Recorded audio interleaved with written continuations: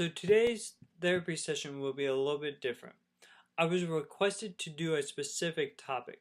A friend of mine asked me this question: how improv affects the social aspect of dyspraxia.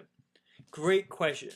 If you want to ask questions, you can send me an email. Check the About Me section of my, almost said Facebook, YouTube channel. To answer that question, I had to ask Nick from Post Dinner Conversation about what the three basic principles of an improv scene are.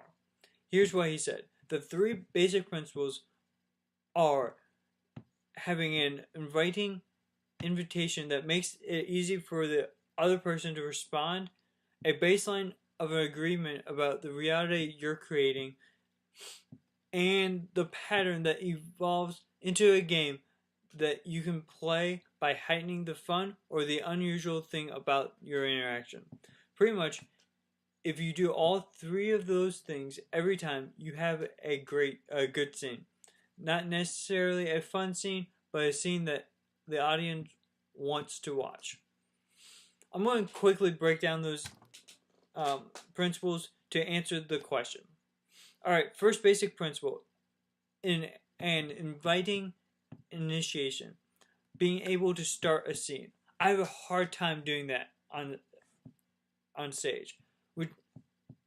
I have a harder time off the stage. I don't particularly like walking up and interrupting a person's life.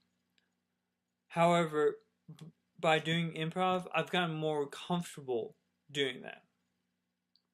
Next principle, a baseline agreement about the reality you are creating.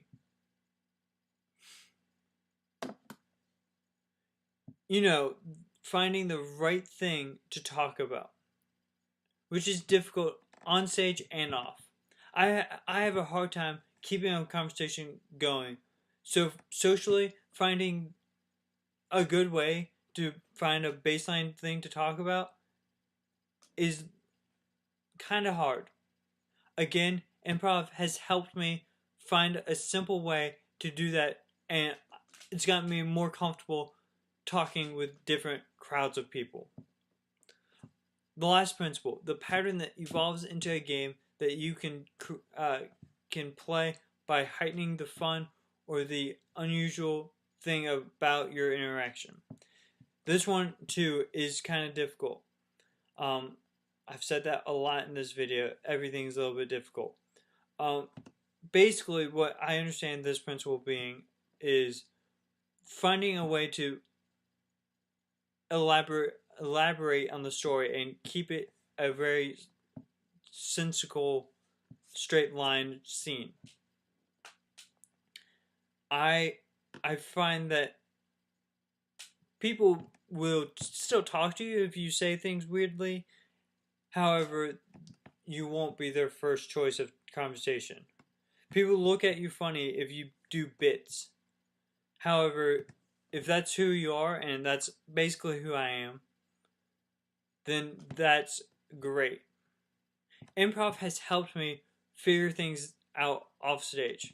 I've always done things my own way, and improv has helped me focus more, helped me get out of my head.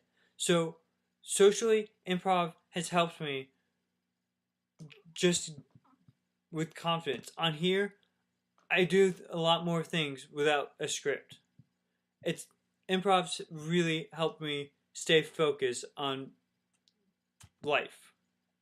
The basic principles of improv are simply basic principles of social interactions.